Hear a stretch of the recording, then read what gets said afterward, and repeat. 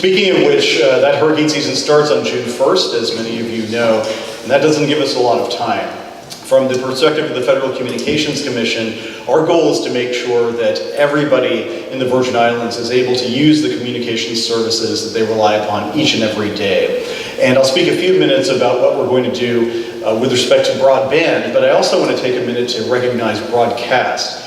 I've long said since I got to the Federal Communications Commission in 2012 that radio and TV broadcasting is a vital part of the American media landscape.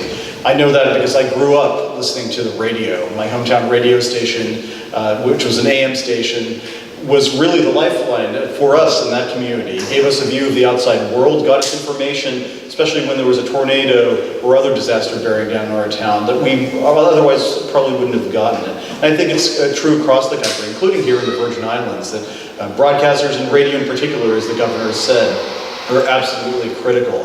Moving forward, we want to do whatever we can, both to recognize the important role that broadcasters play and to try to support that role in any way we can.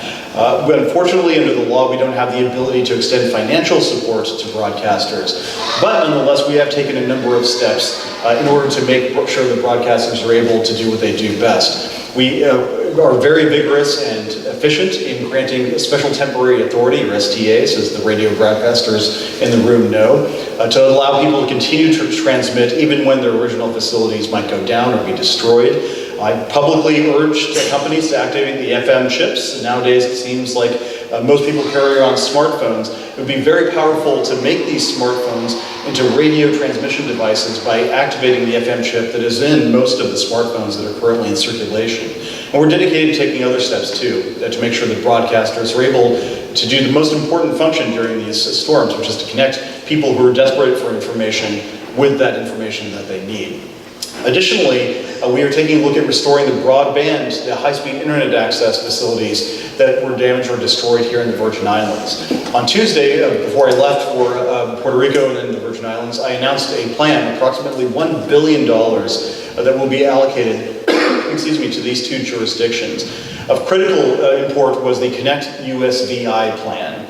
And a part of this Connect USVI plan had a short-term component, and part of it was a long-term component. The short-term was that we recognized that, as I said, hurricane season is less than 3 months away. We want to make sure that the networks that were destroyed during hurricanes Irma and Maria, which uniquely affected the USVI, that those networks are up and restored.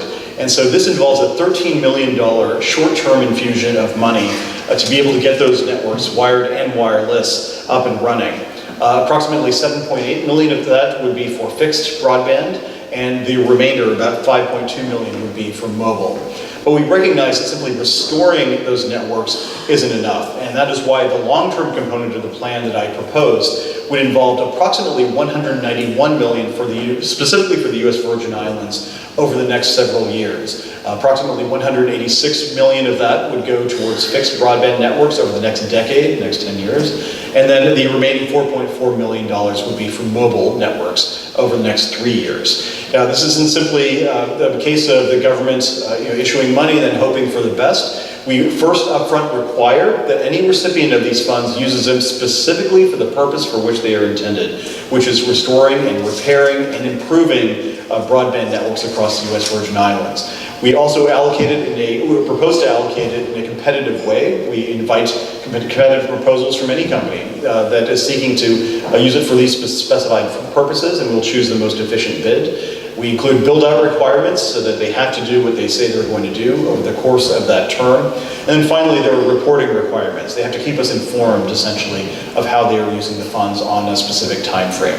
So we are hopeful that at the end of the day, the Connect USVI Fund not just goes towards recovering from the hurricanes that hit the islands last year, but our long-term goal, as I've long said from the first full day I was tapped as chairman of this agency, is to close the digital divide, to make sure that everybody in this country, including everybody in the U.S. Virgin Islands, is able to be a participant in, rather than a spectator of, the digital economy.